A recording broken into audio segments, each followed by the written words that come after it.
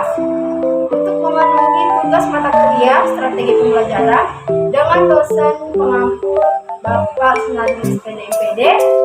Nah, di video ini kami akan membahas mengenai pengertian keterampilan mengelola kelas, tujuan, prinsip, indikator, dan komponen dalam keterampilan mengelola kelas. Maka dari itu, mari simak materi berikut ini. 2. Adapun pengertian keterampilan pengelolaan kelas. Kelas berkonotasi sebuah ruang fisik yang biasanya digunakan untuk kegiatan belajar mengajar. Walaupun kata kelas tidak selalu dipakai untuk tempat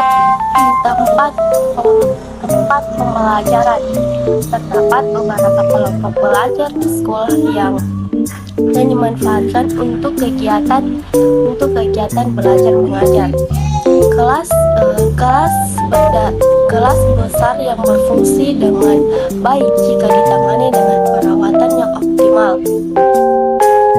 Dari aspek cara ini, para pemimpin pendidikan minimalkan pembayaran pinjaman siswa untuk kegiatan peserta didik harus selalu mau belajar. Adapun pengertian dari pengelolaan kelas adalah suatu usaha yang dilakukan oleh penanggung jawab kegiatan belajar mengajar atau yang membantu dengan maksud agar dicapai kondisi optimal sehingga dapat terlaksana kegiatan belajar seperti yang diharapkan. Ya, adapun tujuan keterampilan mengelola kelas yang terbagi menjadi dua, yaitu tujuan umum dan tujuan khusus. Tujuan umum yaitu menyediakan dan menggunakan fasilitas belajar untuk bermacam-macam kegiatan belajar mengajar agar mencapai hasil yang terbaik.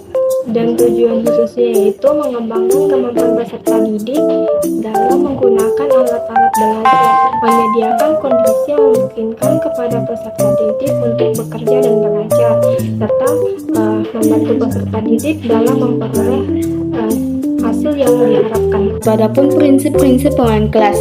Prinsip-prinsip pengelolaan kelas yang dikemukakan oleh D.C. Mara adalah sebagai berikut. A. Hangat dan antusias. Hangat dan antusias diperlukan dalam proses belajar mengajar yang hangat dan akrab. Pada anak didik selalu menunjukkan antusias pada tugasnya atau pada aktivitasnya, akan berhasil dalam mengimplementasikan pengelolaan kelas. B. Tantangan penggunaan kata-kata, tindakan, cara kerja, atau bahan-bahan yang menantang akan meningkatkan gairah peserta didik untuk belajar sehingga mengurangi kemungkinan munculnya tingkah laku yang menyimpang. C. Bervariasi penggunaan alat atau media, gaya mengajar guru, pola interaksi antara guru dan anak didik akan mengurangi munculnya gangguan, meningkatkan perhatian peserta didik. Bervariasi ini merupakan kunci untuk tercapainya pengelolaan kelas yang efektif dan menghindari kejenuhan. D. Keluasan tingkah laku guru untuk mengubah strategi mengajarnya dapat mencegah kemungkinan munculnya gangguan peserta didik, serta menciptakan iklim belajar mengajar yang efektif. Keluasan pengajaran dapat mencegah munculnya gangguan seperti keributan peserta didik, tidak perhatian, tidak mengerjakan tugas, dan sebagainya. E. Penekanan pada hal-hal yang positif. Pada dasarnya, dalam mengajar dan mendidik, guru harus menekankan pada hal-hal yang positif dan menghindari pemusatan perhatian pada hal yang negatif.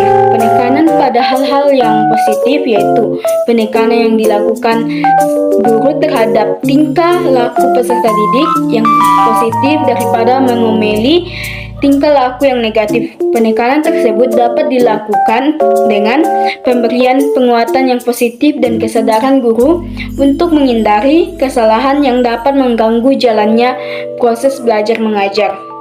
Adapun yang terakhir, bagian F.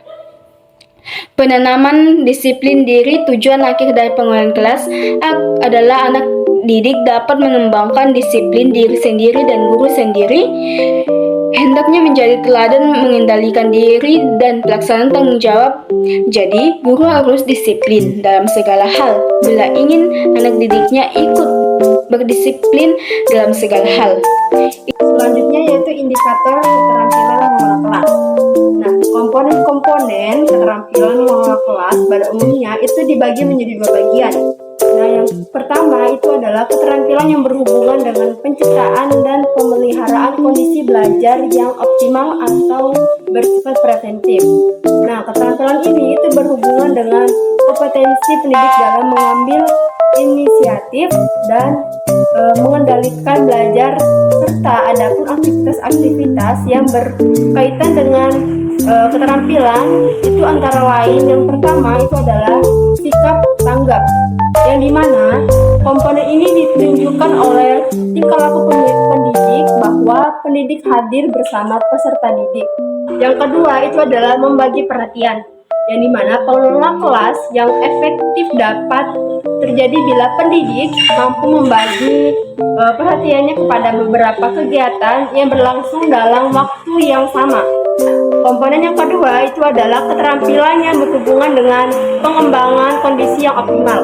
Keterampilan ini itu berkaitan dengan tanggapan pendidik terhadap peserta didik yang bermasalah, agar pendidik dapat mengadakan tindakan remedial untuk mengembalikan kondisi yang optimal.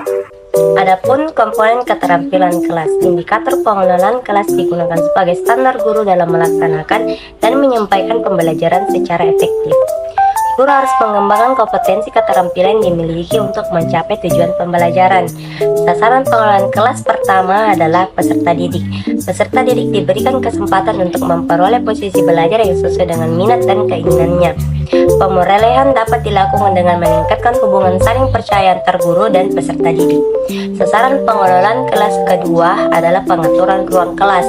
Pengaturan ruang kelas didesain agar tercipta kenyamanan dan memunculkan semangat peserta didik untuk belajar.